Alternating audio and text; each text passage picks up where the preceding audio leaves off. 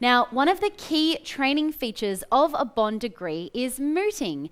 Now, if you're like me, you might be wondering what exactly is mooting. So I'm really lucky because I'm sitting here with Louise Parsons. Hi, Louise. Hi, Candice. Now, I have to ask you about mooting. I actually have done mooting in the past, but I'm talking a long time ago. So can you just start from scratch? What is mooting? It's essentially mock court proceedings. So as you may remember, students will be given a fictional legal case, a legal dispute, and then they go away and they do the legal research. They prepare their arguments and then they bring those arguments and argue them in front of moot judges in moot courts. And I think what is distinctive of the process is that the moot judges interrupt the students, they ask questions, they have a conversation. So it's actually a lot of fun. You have to be quite assertive. I remember sort of being a little bit too light for the whole mooting thing, so I needed to practice a bit more seriousness, I think. How important is that mooting when you then enter the real courtrooms? Well, it's experiential learning, so even though it's a fictional scenario, I think a lot of the rigor and a lot of the research and a lot of the preparation would actually mimic what you really see in real life. So often moot cases are sort of, a little bit on the cusp of the law, and that may not be the case in real life, but it still gives you the strategies and the ways to go about doing it in a way that you just can't learn any other way. So I'm a fanatic about mooting. Absolutely. And what other opportunities could come from mooting? A lot of students actually find that it really gives them the skills that help them when they actually enter the legal profession. And obviously, a lot of our professional partners are looking for students who did something more at university, who didn't just study. So in that sense, mooting is a great co-curricular and extracurricular activity to add to your CV. Absolutely. Can you tell us a little bit about closing statements? That's a mooting term, if you're not sure. Well, that's also a term that's actually used in court. So that's usually when the advocates would summarize the points that they're making.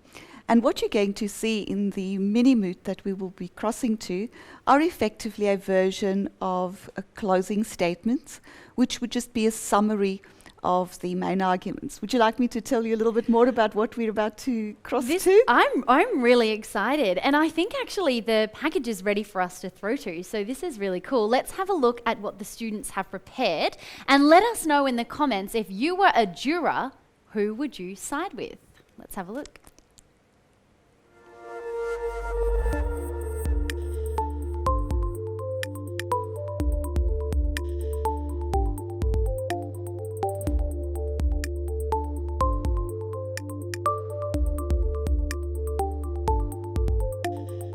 Counsel, may I have your appearances, please? Your Honours, may it please the Court, my name is Windsor Initial C and I appear on behalf of the plaintiff, Queensland Theme Park Association. Your Honours, my name is Harris Initial A, appearing on behalf of the Chief Health Officer of the State of Queensland, the defendant in these proceedings. May it please the Court. Okay. Counsel, are you ready to proceed? Your Honours, before I begin, would you like a brief summary of the facts? A brief summary would be appropriate, thank you. Your Honours, Queensland has just closed its borders to interstate and international travel. This measure has been followed by other states and territories, with the exception of New South Wales and Victoria.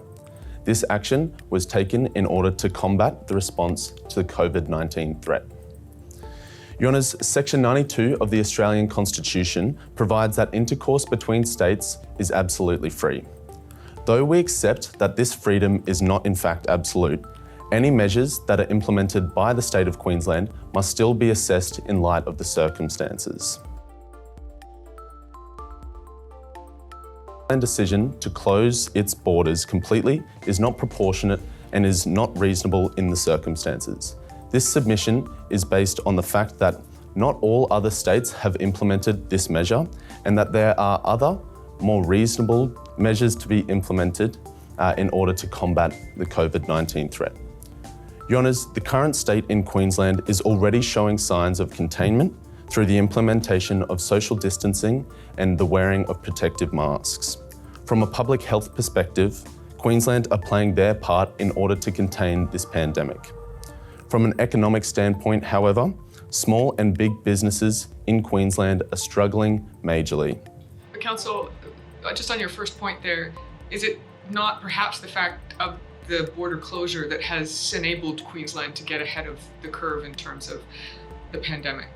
Your Honour, it's possible that the implementation of social distancing requirements, quarantining and the wearing of protective gear could have assisted in the containment of the pandemic in Queensland, and the extreme decision to close all of Queensland's borders is entirely unreasonable, with evidence to show that those earlier measures implemented has already contributed to containing the disease in Queensland. Your Honours, from the outset, we submit that there are a number of other reasonable measures that have been implemented in order to contain the COVID-19 threat, and thereby rendering the decision to close the Queensland borders to be unreasonable in the circumstances. May I interrupt you there, Council? Those measures, social distancing, wearing of masks and other protective equipment, they cost money, and it takes strict enforcement by the police, which are resource intensive.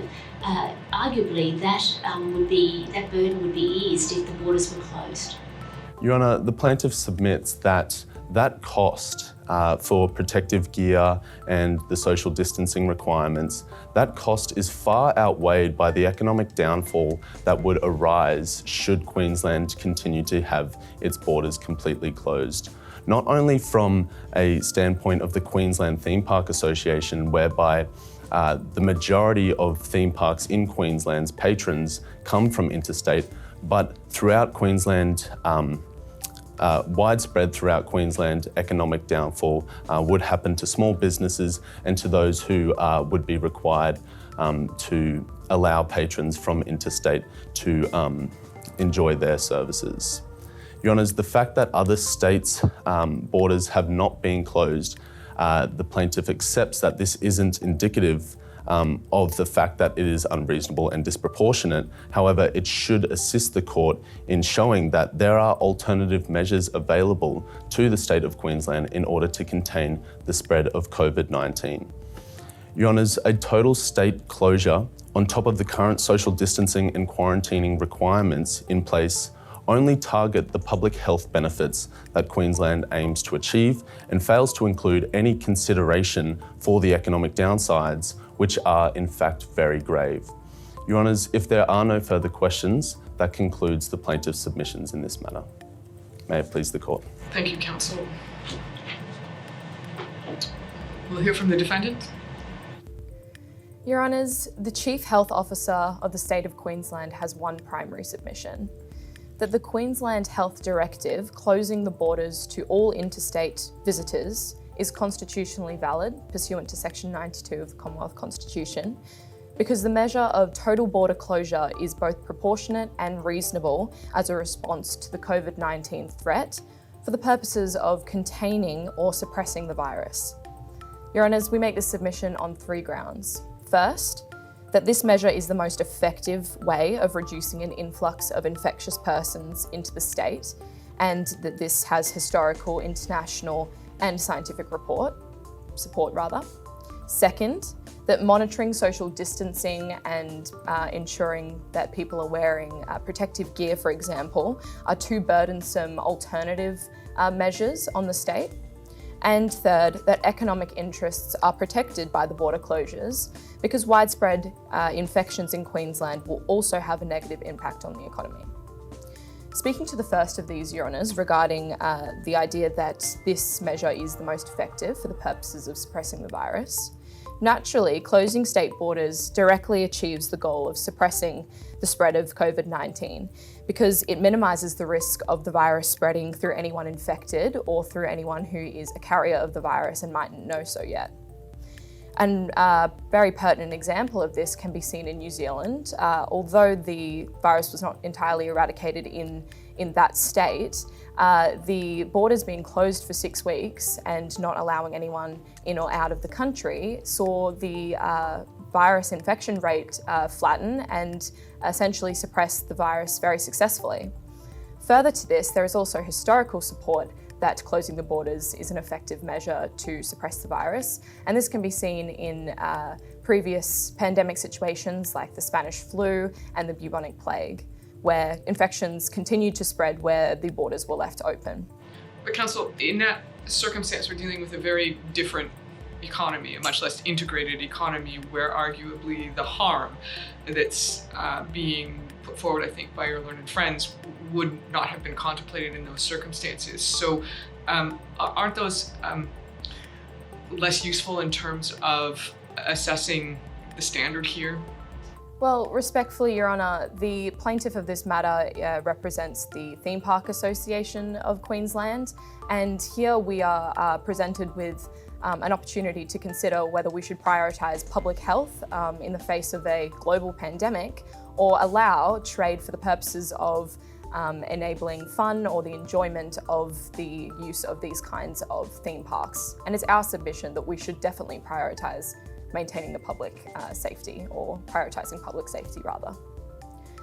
Your Honours, turning to our second grounds for asserting that this measure is both proportionate and reasonable, monitoring social distancing, or ensuring that society is complying with protective gear restrictions and things to that effect, is too burdensome on the state. Ensuring that social distancing requirements are clearly outlined, that they're made aware to the public, that they're enforced, and that people are punished who do not comply with these kind of restrictions, not only places a significant burden on the state in terms of its resources and money, but also the time dedicated to ensuring that these restrictions are complied with could be better spent towards other things for the purposes of suppressing COVID-19.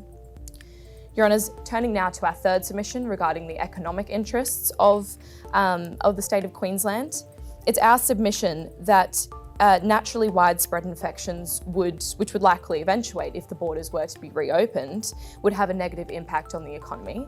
And this is because the infected people would not be able to work. This would in turn impact the different industries which people rely on, and consequently would also flood our hospitals and medical field in terms of dealing with people who, or the major influx in people who have been infected. So it's your contention, Council, that those economic interests and the public health interest actually align, they're not divergent? Exactly, Your Honour, that is our contention, that they overlap. Your Honours, I note that my time has expired. If there are no further questions, then this concludes submissions on behalf of the Chief Health Officer of the State of Queensland. May it please the Court. Thank you, Council. I think we'll take this matter under advisement and reserve judgment. Well, those students sure make compelling arguments for each side.